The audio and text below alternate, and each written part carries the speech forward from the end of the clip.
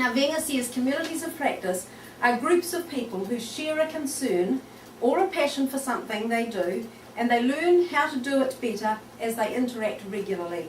And that was absolutely what happened for us. While our passion came and went at times, it was actually our critical, our interactions with each other that were critical in improving our learning. We needed places of engagement, and you're sitting now in Sir's room, Sir being Tom, and every Tuesday morning for the last 3 months we've been down here first thing in the morning learning more and more things. This was our place of engagement. Wiki spaces are collaborative spaces somewhere up in the sky there, where as many as from 2 people to the whole world can work together on a project. The emphasis is on quick and easy and on sharing a space, and this is a wiki space that we created for recording our pathway. That we started out nervous, and we went through stages where we got incredibly frustrated and angry because it was hard stuff. Sometimes you'd go through a process, you'd get to the end and think, my God, what have I done? You'd try to redo it and you couldn't remember, then you couldn't remember why you bothered to do it in the first place.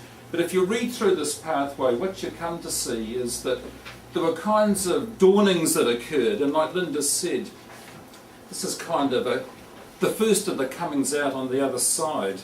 When I first saw instant messaging, I thought this was something that would be really exciting for the students that I work with.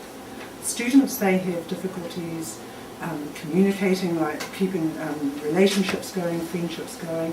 They're very good at texting, we know that, but they're always running out of money, and it seemed instant messaging would be a really good tool for them. When I first mentioned this to one of my colleagues, her first reaction was, no, I don't think we should go there, because this could be taking people into unsafe places onto the internet, you know, to chat rooms, those sorts of places, and we're all aware of that. And we work with students who are quite vulnerable, so we need to be mindful. However, before I turned around, I had students coming back saying to me, we're using Gmail. And here they were sending messages to each other. So blogs are a contracted term of weblogs, and they are in essence just an online diary or journal which is presented in reverse chronological order. What I said on the opening day, that I was a bit bothered that sometimes the technology might get in the way of good pedagogy, and that has not been our experience. The weblogs have got a lot of useful, a lot of uses in education. They can be just ways that people record particular parts of their program. They certainly are a way of building communities of practice, because you'll see every time there's a posting on here, there is automatically a place where others can comment. And the set of technologies that I want to talk about are the image-related ones. Flickr and Splashblog are the names of 2 websites which enable you to have photo albums up on the web, so it's great fun. It was a new course, but we decided that we would use an actual project to generate learning outcomes and have quite a free kind of course structure. Now, it was a bit nerve-wracking to go there first, but the students have taken to it really well, and here we have a group of my students who are putting together a garden for Ellerslie, and they're using this photo, the Splashblog, to record their process. They're about to finish off their models and put images up there, so it will record their process. I can let other students look at their work via this website, and it's just a great way of sharing images and sharing what's going on in your classroom and in your projects. One of the problems with this is that you get quite greedy, and you end up being like a juggler with too many balls in the air. And so how do you manage all of this, keeping track of the various things that you're interested in? Well, there's a thing called RSS that helps, and that stands for Rich Site Summary, which is one of those names that tells you absolutely nothing about what it does. It's a means of, what you do is you subscribe to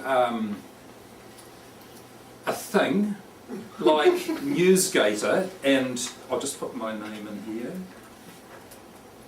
click on that, that takes you across to Linda's where you can add comments, and then you can simply go back again and backwards and forwards until you've looked at all the ones that you want to.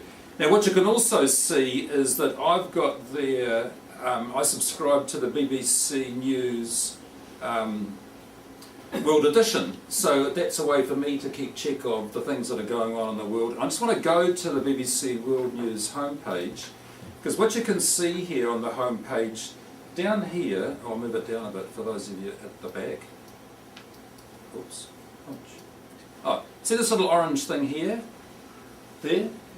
Any site that regularly provides and updates information will usually have one of those things. If you want to subscribe to that, you click on it and do a few other bits and pieces, and that ends up as part of your NewsGator account. So done in this short session is introduced you to a few web function things, told you a bit about our experience of learning about them and using them. And of course you might well ask the question, so what? And that's the very question that we want you to turn to. Shortly we're going to have an old-fashioned oral discussion face-to-face, but before that what we want you to do is to gather your thoughts on a wiki space specially prepared for you. And we've got about 4 or 5 of these. And Is somebody using that computer? Is there? No. I moved now. Do we have this one? How's that? Oh, the spin check that one. Oh, is that the answer? Oh, yeah, So lovely. we're here. Cheers.